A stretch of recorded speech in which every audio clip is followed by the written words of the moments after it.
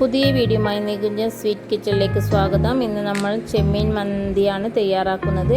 ചെമ്മീൻ നല്ലോണം വൃത്തിയാക്കിയതിന് ശേഷം ഒരു പാത്രത്തിലിട്ട് മാറ്റി വെക്കുക. ഒരു മിക്സിയുടെ ജാറിൽ കുരുമുളക്, മല്ലിച്ചപ്പ് ഇട്ട് ക്രഷ് ചെയ്യുക.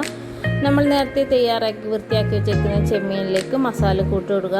മഞ്ഞൾപ്പൊടി, മുളക് പൊടി, മല്ലിപ്പൊടി, കുരുമുളക് പൊടി, ഉപ്പ്, മാഗി ക്യൂബ്സ്, ഓയിൽ ഒഴിച്ച് നല്ലോണം കൂട്ടി യോജിപ്പിക്കുക.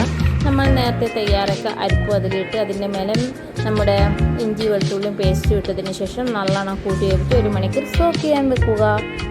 എൻ്റെ വീഡിയോ എല്ലാവരും കാണുന്നുണ്ടല്ലോ, അത് കണ്ടാൽ മാത്രം പോരാ, എനിക്കൊരു ലൈക്ക് തരാൻ മറന്നു പോകരുത്. ആരും സബ്സ്ക്രൈബ് ചെയ്യാത്തവർ എൻ്റെ വീഡിയോ ഒന്ന് സബ്സ്ക്രൈബ് ചെയ്യുക. ഈ വീഡിയോ കണ്ടാൽ എൻ്റെ വീഡിയോ ഫ്രണ്ട്സുമാർക്ക് ഷെയർ ചെയ്ത് ചേർക്കാനും മറന്നു പോകരുത്. അപ്പോഴത്തേക്ക് നമ്മൾ ഒരു 10 മിനിറ്റ് ബസ്മതി റൈസ് എടുത്ത് കഴുകി അവിടെ സോക്ക് ചെയ്യാൻ വെച്ചിരിക്കുന്നുണ്ട്.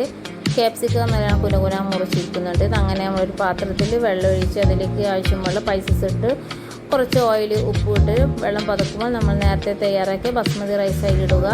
പിന്നെ ഒരു പാനിൽ എണ്ണ ഒഴിച്ചതിന് ശേഷം നമ്മൾ നേരത്തെ മസാലക്കൂട്ടും ചെമ്മീനും അതിലേക്ക് ഇട്ട് പൊരിച്ചതിന് ശേഷം നമ്മുടെ മന്തിയുടെ അരി ബസ്മതി റൈസ് പകുതി വേവായിട്ടുണ്ട്, അത് അതിലേക്ക് ഇടുക. അങ്ങനെ നമ്മുടെ ചെമ്മീൻ മന്തി ഇവിടെ തയ്യാറായിട്ടുണ്ട്.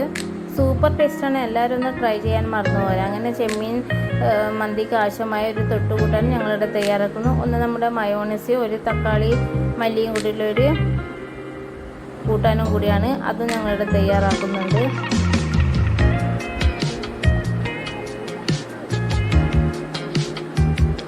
അങ്ങനെ ഉച്ച സമയം 12 മണിയാകാനായി. അങ്ങനെ 1 മണിയാകുന്നിട്ട് നമ്മുടെ മന്തി എല്ലാവരും കഴിക്കാൻ തുടങ്ങുകയാണ്. അങ്ങനെ നമ്മുടെ മയോണൈസിൽ ഓയിൽ ഒഴിച്ച് മയോണൈസ് ഇവിടെ റെഡി ആയിട്ടുണ്ട്. എല്ലാവരും ഇതൊന്ന് ട്രൈ ചെയ്യാൻ മറന്നു പോകരുത്. നമ്മൾ ഇനി അടുത്ത വീഡിയോയുമായി ഇതാ വരുന്നു. മറന്നു പോകരുതേ, ഒരു ലൈക്ക് തരാൻ.